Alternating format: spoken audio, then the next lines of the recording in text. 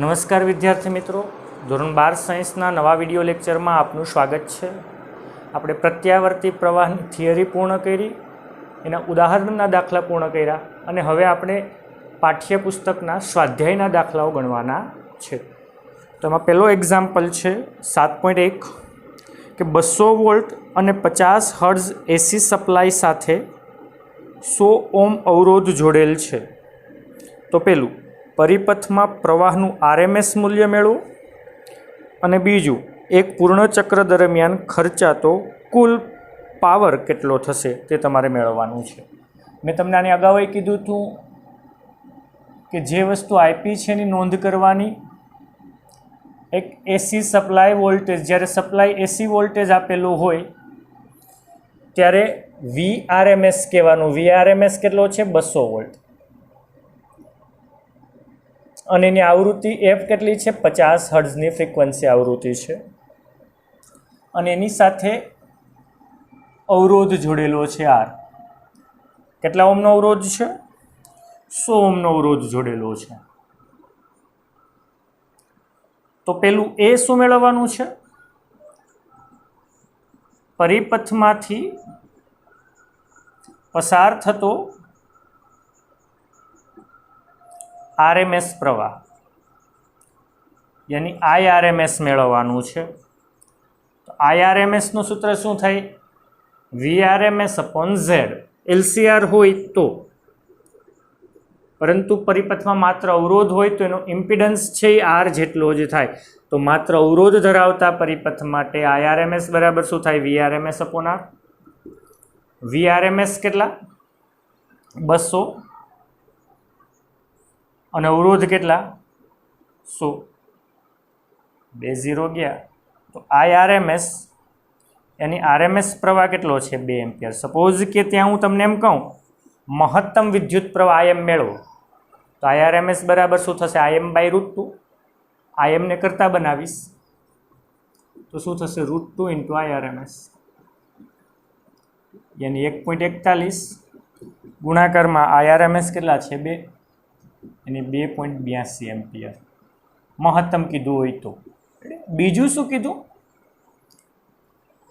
પરિપથમાં એક પૂર્ણ ચક્ર દરમિયાન ખર્ચાતો કુલ પાવર।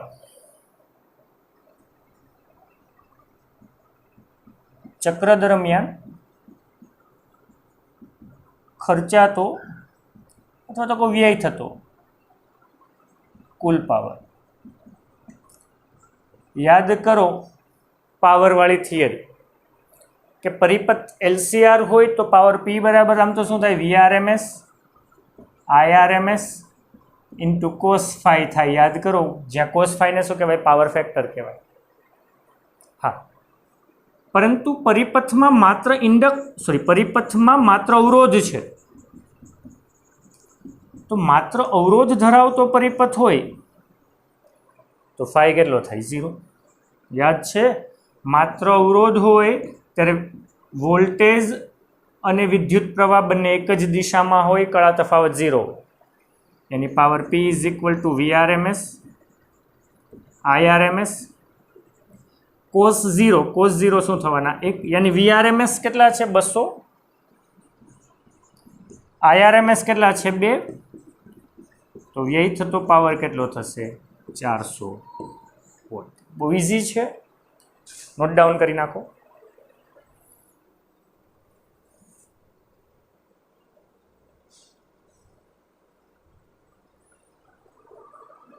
હોમવર્કની અંદર તમારે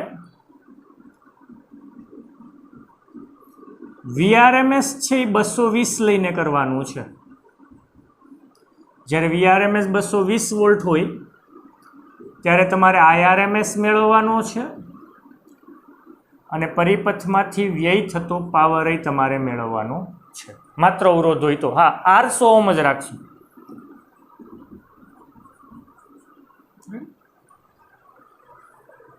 લખાઈ? ઓકે, એક્ઝામ્પલ નંબર 7.2 જો। એમાં એ છે એસી સપ્લાયના વોલ્ટેજનું મહત્તમ મૂલ્ય 300 વોલ્ટ છે, તો તેનો આરએમએસ વોલ્ટેજ કેટલો થાય? અને બીજું જો એસી પરિપથમાં પ્રવાહનું આરએમએસ મૂલ્ય 10 એમ્પિયર હોય તો તેનું મહત્તમ મૂલ્ય કેટલું થાય? 7.2 માં એ જોઈએ એસી સપ્લાય વોલ્ટેજનું મહત્તમ મૂલ્ય, એની વીએમ એસી સપ્લાય વોલ્ટેજનું મહત્તમ મૂલ્ય કેટલું છે? 300 વોલ્ટ છે. તો તેનો આરએમએસ વોલ્ટેજ વીઆરએમએસ, બહુ ઇઝી વસ્તુ પૂછી છે. તો વીઆરએમએસ બરાબર શું થાય? વીએમ બાય √2 થાય, યાની 300 વીએમ 300 ભાગ્યા √2 એટલે 1.41. સાદું રૂપ આપો કે 300 ભાગ્યા 1.41 કેટલા થશે? 212.76. 212.76 વીઆરએમએસમાં. બીજું શું કીધું?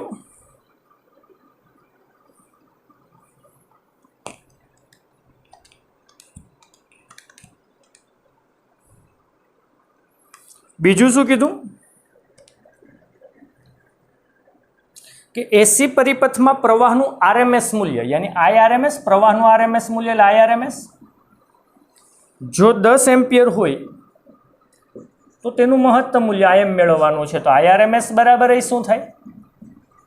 આઈએમ બાય √2 થાય.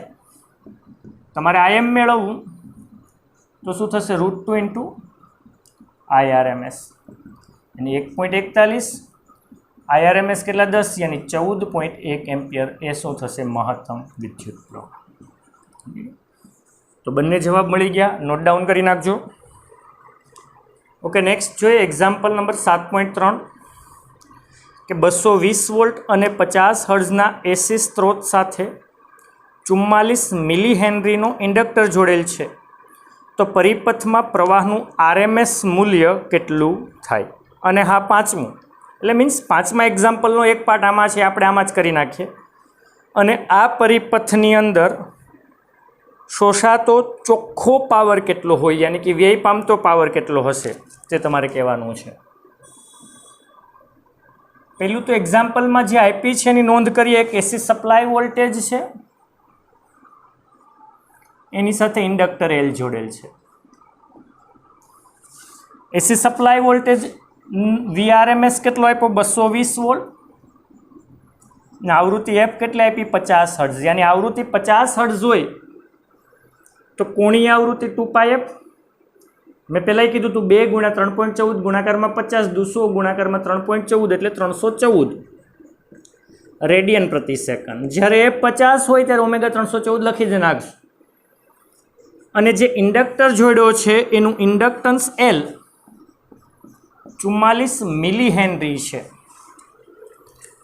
તો પ્રવાહનું આરએમએસ મૂલ્ય તમારે કહેવાનું છે, યાની ઇન્ડક્ટન્સ એલ બરાબર 44 મિલી. મિલી એટલે શું થાય? 10⁻³ હેનરી છે.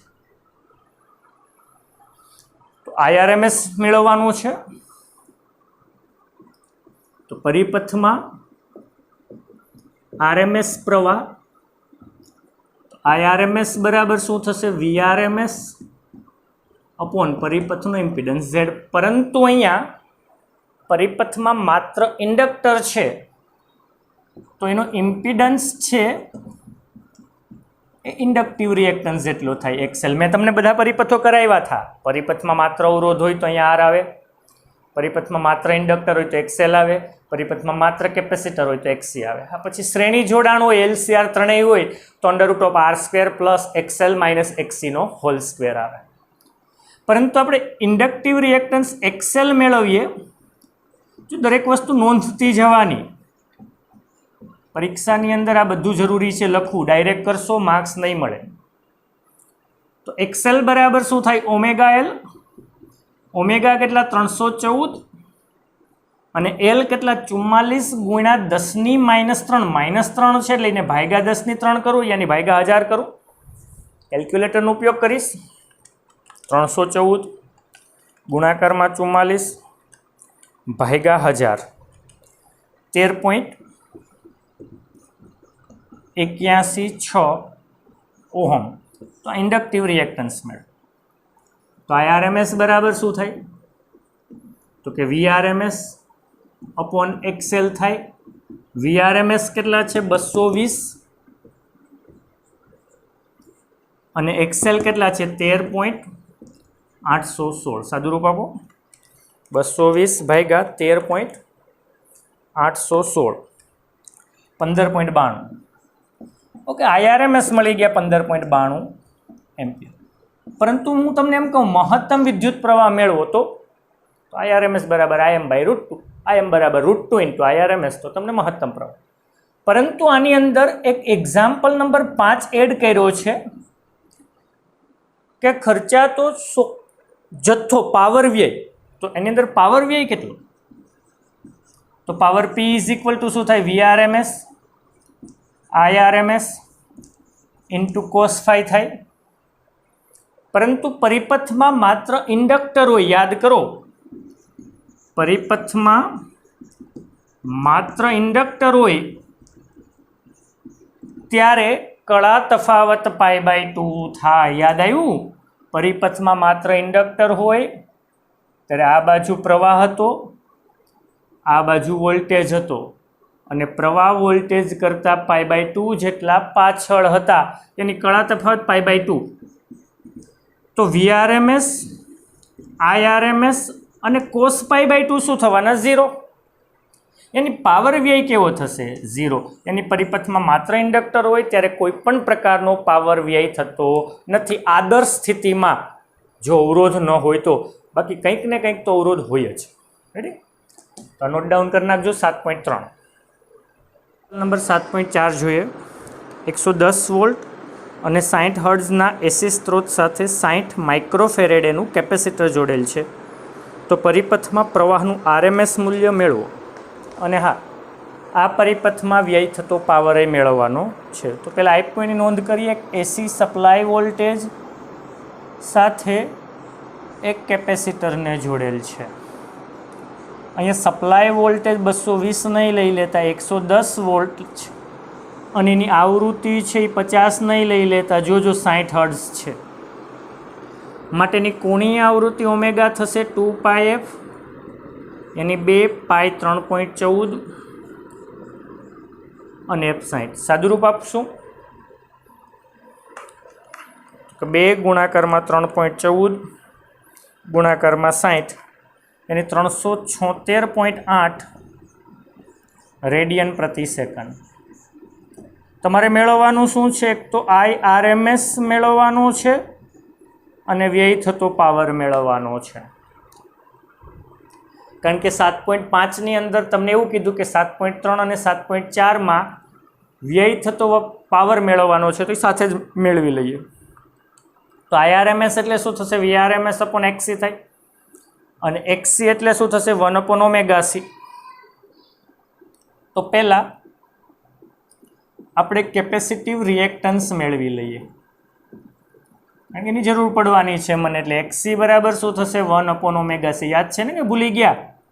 જો ભૂલી ગયા હોય તો ફરીથી એક વખત રિવિઝન લેક્ચર્સનું કરી નાખજો. તો 1/ω 376.8 અને સી કેપેસિટન્સ છે. હા, તમને શું આપ્યું? Capacitor C. અને કેપેસિટરનું કેપેસિટન્સ કેટલું આપ્યું? 60 માઇક્રોફેરેડે. એની 60 ગુણ્યા 10⁻6 ફેરેડે.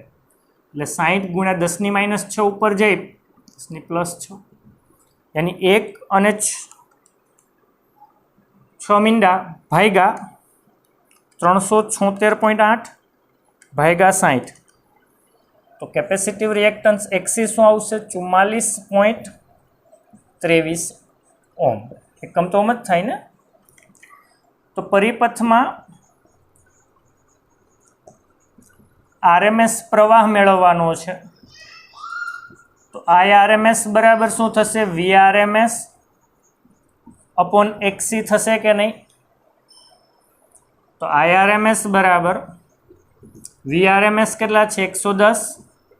XC કેટલા છે? 44.23. સદરૂપ આપશું 110 ભાગ્યા 44.23 2.48 એટલે 2.49 એમ્પિયર કહી શકું. ઓકે, અહીંયા મહત્તમ પ્રવાહ કીધું હોત તો IRMS બરાબર Im/√2 લેત અને Im બરાબર √2 IRMS કે. ઓકે, એક જવાબ આવી ગયો. હવે બીજું, પરિપથમાં વપરાતો ચોખ્ખો પાવર અથવા વ્યય થતો પાવર.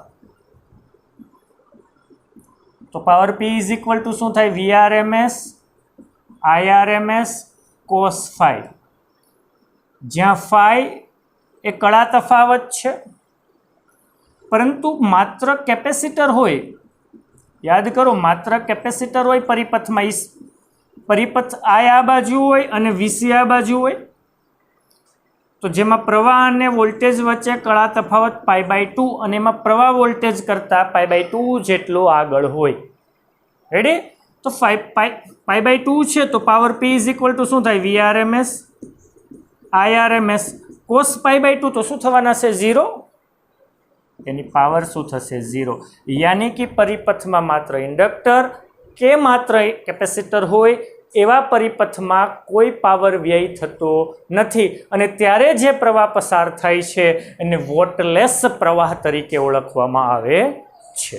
ઓકે, આ નોંધ કરી નાખજો, નોટ ડાઉન કરી નાખો. કે નવા એક્ઝામ્પલ પર આવીએ. 7.6 તો કે 7.5 તો કે 7.5 આપણે ગણી નાખ્યો.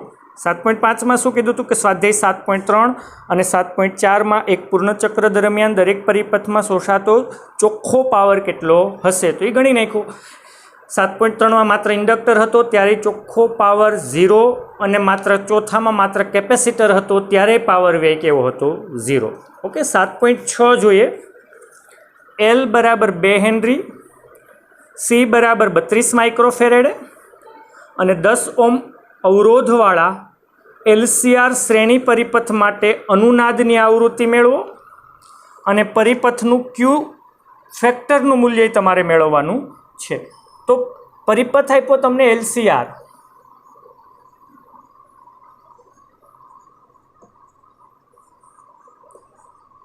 તો એ પરિપથમાં જે આપ્યું છે એની નોંધ કરીએ. ઇન્ડક્ટન્સ આપ્યો 2 હેનરી, કેપેસિટન્સ આપ્યું 32 માઇક્રોફેરેડે અને અવરોધ આપ્યો 10 ઓમ.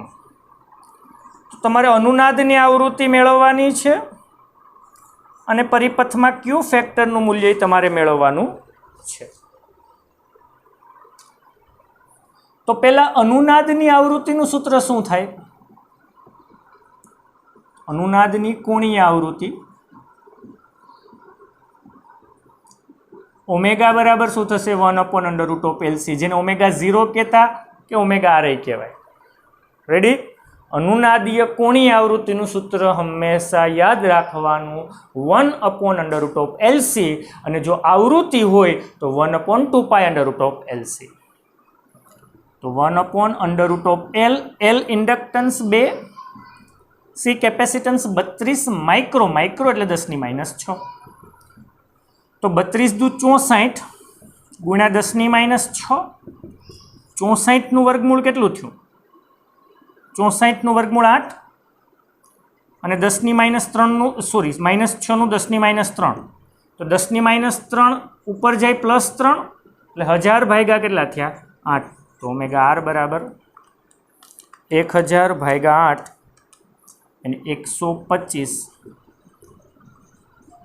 અને યાદ રાખશું કોણીય આવૃત્તિનો એકમ રેડિયન પ્રતિ સેકન્ડ છે. હા, તમને ત્યાં મેં આવૃત્તિ કીધી હોત તો ઓમેગા બરાબર 2πf થાય, તો એફને કરતા બનાવત, ઓમેગા અપોન 2π કરત તો તમને આવૃત્તિ મળી જાય. અચ્છા, બીજી વસ્તુ શું કીધી? ક્યુ ફેક્ટર. તો ક્યુ ફેક્ટરની થિયરી યાદ કરો, ન હોય તો જોઈ લો કે અનુનાદ વક્રની તીક્ષ્ણતા ક્યુ ફેક્ટર તરીકે ઓળખાતી રાશિ વડે દર્શાવવામાં આવે, અને એનું સૂત્ર શું હતું? એક સૂત્ર હતું ઓમેગા 0/2 ડેલ્ટા ઓમેગા. આનો ક્યાંય ઉપયોગ નહીં આવે કારણ કે અહીંયા આપણે આવૃત્તિ નથી આપી. હા, અનુનાદી આવૃત્તિ છે પણ આ નથી. તો બીજું શું યાદ કરો? બીજું સૂત્ર હતું ઓમેગા 0L/R. ત્રીજું શું હતું? 1/omega 0 CR. અને ચોથું યાદ રાખશું 1/R√L/C. આ 4 સૂત્ર ક્યુ ફેક્ટરના તમારે યાદ રાખવાના છે, મોસ્ટ ઇમ્પોર્ટન્ટ છે. તો ક્યુ ઇઝ ઇક્વલ ટુ હું કોઈનો આનો યુઝ કરી નાખું, હા કોઈ પણનો યુઝ કરી શકું કારણ કે બધી વસ્તુ છે, જવાબમાં કંઈ ફેર નહીં પડે. તો Q is equal to ω0 L upon R નો ઉપયોગ કરું. ω0 કેટલા છે 125, L ઇન્ડક્ટન્સ કેટલા છે 2 અને R અવરોધ કેટલા છે 10. 125 ગુણ્યા 2 એટલે 250 ભાગ્યા 10 એટલે કેટલા થયા 25, જેની ક્યુ ફેક્ટર મળશે 25. ઓકે, ક્યુ ફેક્ટરનો એકમ શું થાય? તો કે એકમ રહિત છે. ક્યુ ફેક્ટરને કોઈ એકમ નથી, એને કોઈ પરિમાણ નથી, માટે એકમ રહિત છે. રેડી? તો નોટ ડાઉન કરી નાખજો. ઓકે, નવા એક્ઝામ્પલ 7.7 ઉપર આવીએ કે 27 મિલી હેનરી ઇન્ડક્ટર અને 30 માઇક્રોફેરેડનું સંપૂર્ણ વિદ્યુત ભારિત કેપેસિટર જોડેલ છે. તો પરિપથમાં થતા મુક્ત દોલનોની કોણીય આવૃત્તિ કેટલી થાય? યાની તમને અહીંયા એક એલસી પરિપથ આપ્યો છે, કેપેસિટર અને ઇન્ડક્ટર. તો એલસી પરિપથ આપ્યો છે. શું કીધું? 27 મિલી હેનરીનું, યાની ઇન્ડક્ટન્સ કેટલું 27 મિલી એટલે 10⁻³ હેનરી, અને 30 માઇક્રોફેરેડ યાની 30 માઇક્રો એટલે 10⁻⁶ ફેરેડ એનું કેપેસિટર છે. તો પરિપથમાં થતા મુક્ત દોલનોની કોણીય આવૃત્તિ, તો એલસી પરિપથમાં થતા મુક્ત દોલનોની કોણીય આવૃત્તિનું સૂત્ર શું થાય? એલસી પરિપથ આપણે ભણી ગયા અને એની અંદર આપણે કીધું હતું કે એલસી પરિપથના વિકલ સમીકરણને સરખાવ્યું હતું ત્યારે ω0 બરાબર 1/√LC, યાની એલસી પરિપથમાં દોલનોની કોણીય આવૃત્તિ ω0 એ 1/√LC થાય. આ મોસ્ટ ઇમ્પોર્ટન્ટ. તો દોલનોની કોણીય આવૃત્તિ ω બરાબર 1/√L, L એટલે 27 ગુણ્યા 10⁻³ અને કેપેસિટન્સ 30 ગુણ્યા 10⁻⁶. સાદું રૂપ આપશું 27 તેરી 81 એટલે 810. રેડી? 27 તેરી 81 ગુણાકારમાં 810 ગુણાકારમાં 10⁻⁶ અને -3 એટલે -9. પરંતુ જ્યારે વર્ગમૂળમાં એકી ઘાત હોય 10ની એને બેકી કરી નાખ તો જ સાદું રૂપ અપાશે. તો આને શું કહી શકું? 1/√81, કારણ કે 10⁻8 ગુણાકારમાં 10⁻1 લખું, એની 10 વડે ભાગું તો 1 0 ગયા એટલે 81 ગુણ્યા 10⁻8 લખી શકું. સમજાણું કે નહીં? તો કે -9 ને -8 -1 કહેવાય. -1 એટલે એના ભાગાકારમાં 10 જશે, 1 0 0 એટલે 81 ગુણ્યા 10⁻8. 1/81 નું વર્ગમૂળ 9, 10⁻4 -8 નું વર્ગમૂળ 10⁻4. ઓમેગા બરાબર 10⁻4 ભાગ્યા 9. સાદું રૂપ આપશું તો કે 10⁻4 યાની 1 અને 4 શૂન્ય ભાગ્યા કેટલા થશે 9, યાની ઓમેગા 1111.11 રેડિયન પ્રતિ સેકન્ડ મળશે. રેડી? તો લખી નાખજો કે એલસી પરિપથની અંદર એના મુક્ત દોલનોની આવૃત્તિ કોણીય આવૃત્તિ 1/√LC જ થાય અને કેટલા આવશે 1111.11 રેડિયન પ્રતિ સેકન્ડ. લખી નાખજો.